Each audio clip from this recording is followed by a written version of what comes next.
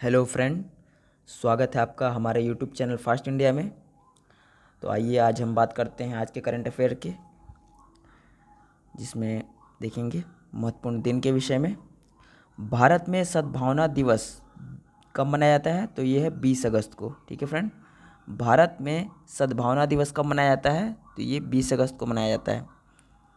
और किसके जयंती पर मनाया जाता है? तो ये है हमारे स्वर्गीय प्रधानमंत्री, सबसे युवा प्रधानमंत्री राजीव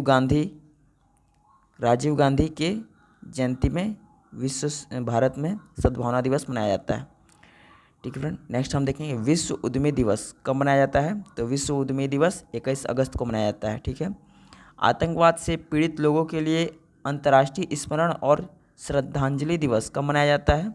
तो वह 21 अगस्त को मनाया जाता है। ठीक है, आतंकवाद से पीड़ित लोगों के लिए अंतर्राष्ट्रीय स्मरण और श्रद्धांजलि दिवस 21 अगस्त को मनाया जाता है।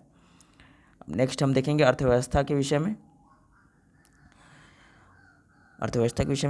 भारतीय राष्ट्रीय भुगतान निगम एनपीसीआई की अंतर्राष्ट्रीय शाखा NPCI international payments limited NIPL ने संयुक्त अरब अमीरात यूएई में यूनिफाइड पेमेंट्स इंटरफेस यूपीआई सेवा प्रदान करने के लिए किस बैंक के साथ भागीदारी की है? तो वो मशरेक बैंक, संयुक्त अरब अमीरात के साथ। ठीक है फ्रेंड, भारतीय राष्ट्रीय भुगतान निगम एनपीसीआई की अंतर्राष्ट्रीय शाखा NPCI international payments limited NIPL ने संयुक्त अरब अमीरात में यूनिफाइड पेमेंट्स इंटरफेस यूपीआई सेवा प्रदान करने के लिए मशरेक बैंक, संयुक्त अरब अमीरात के साथ भागीदारी की है।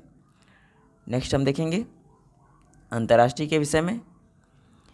वर्ष 2019 के यात्रा और पर्यटन प्रतिस्पर्धा सूचकांक में भारत का स्थान कितना आया है? तो वह 34वां है। ठीक है, वर्ष 2019 के यात्रा और पर्यटन प्रतिस्पर्धा सूचकांक में भारत का स्थान 34वां है। नेक्स्ट देखेंगे विश्व आर्थिक मंच WEF, विश्व आर्थिक मंच शहरी परिवर्तन के लिए वैश्विक केंद्र, विश्व आर्थिक मंच शहरी परिवर्तन के लिए वैश्विक केंद्र स्थापित कर रहा है, जिसका मुख्यालय कहाँ होगा? तो है डेट्रॉयट, मिशिगन, संयुक्त राज्य अमेरिका में। ठीक है फ्रेंड, विश्व आर्थिक मंच शहरी परिवर्तन के लिए वैश्विक केंद्र स्थापित कर रहा है, जिसका मुख्यालय डेट्रॉयट, मिशिगन, संयुक्त राज्य अमेरिका में स्थापित होगा। ठीक है फ्रेंड, नेक्स्ट हम देखेंगे संयुक्त राष्ट्र शरणार्थियों उच्चायुक्त का कार्यालय UNHCR और किस विश्वविद्यालय ने जबरन विस्थापन और शांति निर्माण के लिए उत्कृष्टता केंद्र की पुनः स्थापना का समर्थन करने के लिए एक समझौता ज्ञापन पर हस्ताक्षर किए हैं? तो वो है जुबा विश्वविद्यालय, दक्षिणी सूडान। ठीक है, जुबा विश्वविद्यालय, दक्षिण सूडान। संयुक्त राष्ट्र शरणार्थियों उच्चायुक्त का कार्यालय UNHCR और जुबा विश्वविद्यालय, दक्षिण सूडान ने जबरन विस्थापन और शांति निर्माण के लिए उत्कृष्टता केंद्र की पुनः स्थापना का समर्थन करने के लिए एक समझौता ज्ञापन पर हस्ताक्षर किए हैं। ठीक है फ्रेंड, नेक्स्ट हम देखेंगे 20 अगस्त 2021 को मलेशिया के 9वें प्रधानमंत्री कौन नियुक्त हुए हैं? तो वो है इस्माइल साबरी याकूब। ठीक है फ्रेंड, 20 अगस्त 2021 से मलेशिया के 9वें प्रधानमंत्री कौन नियुक्त हुए हैं? तो इस्माइल साबरी याकूब। ठीक है फ्रेंड, नेक्स्ट हम देखेंगे राष्ट्रीय के विषय में। संस्कृत सप्ताह 19 अगस्त से 25 अगस्त तक मनाया जाता है। संस्कृत सप्ताह कब मनाया जाता है? तो 19 अगस्त से 25 अगस्त तक मनाया जा रहा है। ठीक है, नेक्स्ट हम देखेंगे किस प्रौद्योगिकी संस्थान ने शिवानी केंद्र की स्थापना की है, जिसका उद्देश्य गैर अंग्रेजी माध्यम शैक्षिक पृष्ठभूमि से संबंधित छात्रों की मदद करना है? तो वो है IIT कानपुर। भारतीय प्रौद्योगिकी संस्थान IIT कानपुर ने शिवानी केंद्र की स्थापना की है, जिसका उद्देश्य है गैर अंग्रेजी माध्यम शैक्षिक पृष्ठभूमि से संबंधित छात्रों की मदद करना। ठीक है फ्रेंड, IIT कानपुर। नेक्स्ट हम देखेंगे लखनऊ उत्तर प्रदेश में वित्त मंत्री निर्मला सीतारमण ने 21 अगस्त 2021 को भारतीय निर्यात आयात बैंक एग्जिम बैंक और भारतीय लघु उद्योग विकास बैंक सिडबी द्वारा संयुक्त रूप से प्रायोजित निर्यात उन्मुख छोटे और मध्यम आकार की कंपनियों के लिए कौन सा फंड प्रारंभ किया है? तो वो है उभरते सितारे फंड। ठीक है फ्रेंड, उभरते सितारे फंड। लखनऊ उत्तर प्रदेश में वित्त मंत्री निर्मला सीतारमण ने 21 अगस्त 2021 को भारतीय निर्यात आयात बैंक एग्जिम बैंक और भारतीय लघु उद्योग विकास बैंक सिडबी द्वारा संयुक्त रूप से प्रायोजित निर्यात उन्मुख छोटे और मध्यम आकार की कंपनियों के लिए उभरते सितारे नाम का फंड का प्रारंभ किया है। ठीक है फ्रेंड, नेक्स्ट हम देखेंगे 20 अगस्त 2021 को केंद्रीय आवास और शहरी मामलों के मंत्रालय ने स्वच्छ सर्वेक्षण अभियान, जो स्थानीय प्रशासन के अंतर्गत आने वाली नदियों और जल निकासी प्रणालियों में स्वच्छता बनाए रखने के लिए एक पहल है के अंतर्गत किसको प्रतिष्ठित वाटर प्लस का दर्जा प्रदान किया है, तो वो है हैदराबाद तेलंगाना को। ठीक है फ्रेंड, 20 अगस्त 2021 को केंद्रीय आवास और शहरी मामलों के मंत्रालय ने स्वच्छ सर्वेक्षण अभियान, जो स्थानीय प्रशासन के अंतर्गत आने वाली नदियों और जल निकासी प्रणालियों में स्वच्छता बनाए रखने के लिए एक पहल है के अंतर्गत हैदराबाद तेलंगाना को प्रतिष्ठित वाटर प्लस का दर्जा प्रदान किया गया है। ठीक है फ्रेंड, नेक्स्ट हम देखेंगे व्यक्ति विशेष में जान लेते हैं।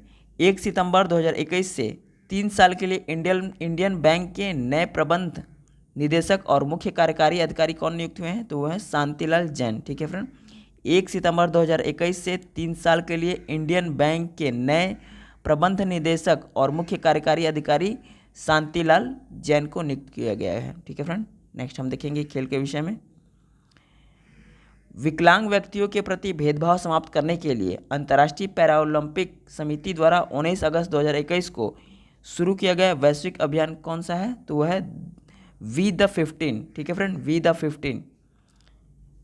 15। ठीक है, विकलांग व्यक्तियों के प्रति भेदभाव समाप्त करने के लिए अंतर्राष्ट्रीय पैरालंपिक समिति द्वारा 19 अगस्त 2021 को शुरू किया गया वैश्विक अभियान है वी द 15। ठीक है फ्रेंड, नेक्स्ट हम देखेंगे राज्य विशेष में। पहली बार किसने छत्तीसगढ़ के जगदलपुर में उपजास नामक आदिवासी नेताओं का सामूहिक मंच तैयार किया है, तो वो है यूनिसेफ, संयुक्त राष्ट्र बाल कोष के द्वारा। ठीक है फ्रेंड, पहली बार संयुक्त राष्ट्र बाल कोष यूनिसेफ ने छत्तीसगढ़ के जगदलपुर में उपजास नामक आदिवासी नेताओं का सामूहिक मंच तैयार किया है। ठीक है फ्रेंड, नेक्स्ट हम देखेंगे असम सरकार ने किस जिले को एक विरासत स्थल के रूप में संरक्षित करेगी, तो वह है जोरहट मध्यवर्ती कारागृह को। ठीक है फ्रेंड, असम सरकार जोरहट मध्यवर्ती कारागृह को एक विरासत स्थल के रूप में संरक्षित करेगी। नेक्स्ट हम देखेंगे केंद्रीय प्रधानमंत्री धर्मेंद्र प्रधान ने 19 अगस्त 2021 को किस जिले में कौशल विकास संस्थान को समर्पित किया है। ठीक है फ्रेंड, तो वह है भुवनेश्वर, उड़ीसा। ठीक है फ्रेंड, केंद्रीय मंत्री धर्मेंद्र प्रधान ने 19 अगस्त 2021 को उड़ीसा के भुवनेश्वर में कौशल विकास संस्थान को समर्पित किया है। ठीक है फ्रेंड, नेक्स्ट देखेंगे उत्तर प्रदेश सरकार किस जिले में एक खेल विश्वविद्यालय स्थापित करेगी जिसका नाम भारतीय हॉकी महान मेजर ध्यानचंद के नाम पर रखा जाएगा। तो वो है मेरठ जिले में। ठीक है फ्रेंड, उत्तर प्रदेश सरकार मेरठ जिले में एक खेल विश्वविद्यालय की स्थापना करेगी जिसका नाम हमारे महान हॉकी के जादूगर मेजर ध्यानचंद के नाम पर रखा जाएगा। ठीक है फ्रेंड, नेक्स्ट हम देखेंगे सामान्य ज्ञान के विषय में। आइए जानते हैं यूनिफाइड पेमेंट्स इंटरफेस यूपीआई यह अंतर बैंक लेन देन की सुविधा के लिए किसके द्वारा विकसित की गई एक तत्काल वास्तविक काल भुगतान प्रणाली है, तो ये है भारतीय राष्ट्रीय भुगतान निगम एनपीसीआई के द्वारा। ठीक है friend, unified payments interface UPI यह अंतर बैंक लेन देन की सुविधा के लिए एनपीसीआई भारतीय राष्ट्रीय भुगतान निगम द्वारा विकसित की गई एक तत्काल वास्तविक काल भुगतान प्रणाली है।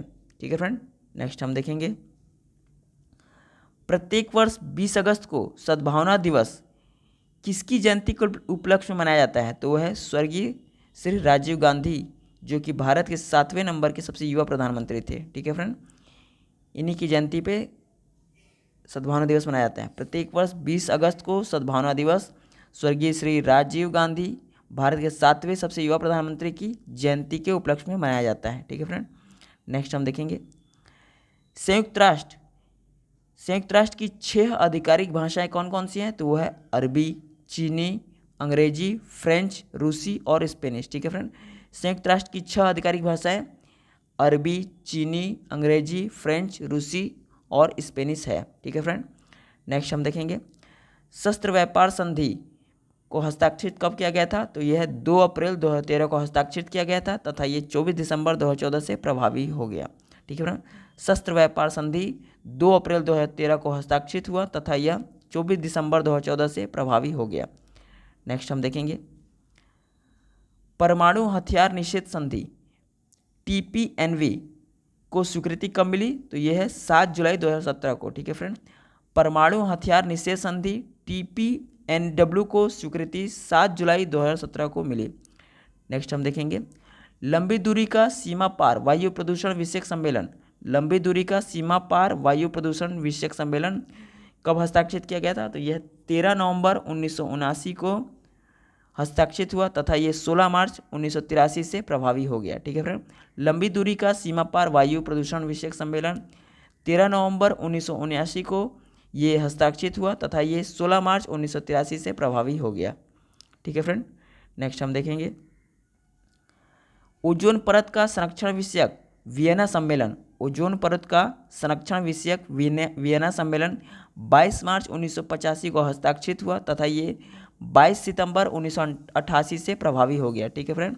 ओजोन परत का संरक्षण विषयक वियना सम्मेलन जो 22 मार्च 1985 को हस्ताक्षरित हुआ तथा ये 22 सितंबर 1988 से प्रभावी हो गया। नेक्स्ट हम देखेंगे ओजोन परत को क्षीण करने वाले पदार्थ विषयक मॉन्ट्रियल प्रोटोकॉल। ओजोन परत को क्षीण करने वाले पदार्थ विषयक मॉन्ट्रियल प्रोटोकॉल जो 16 सितंबर 1987 को हस्ताक्षरित हुआ तथा ये 1 जनवरी 1979 को प्रभावी हो गया। ठीक है फ्रेंड। ओजोन परत को क्षीण करने वाले पदार्थ विषयक मॉन्ट्रियल प्रोटोकॉल जो 16 सितंबर 1987 को हस्ताक्षरित हुआ तथा यह 1 जनवरी 1989 से प्रभावी हो गया। 16 सितंबर को हस्ताक्षरित हुआ इसीलिए ओजोन परत दिवस भी 16 सितंबर को मनाया जाता है। ठीक है फ्रेंड। आपको सेशन कैसा लगा? सेशन अच्छा लगा तो इसे लाइक करें, शेयर करें, सब्सक्राइब करें। तो ज़्यादा से ज़्यादा शेयर करें, सब्सक्राइब करें। ठीक है फ्रेंड। अब हम मिलते हैं नेक्स्ट वीडियो में, तब तक के लिए जय हिंद।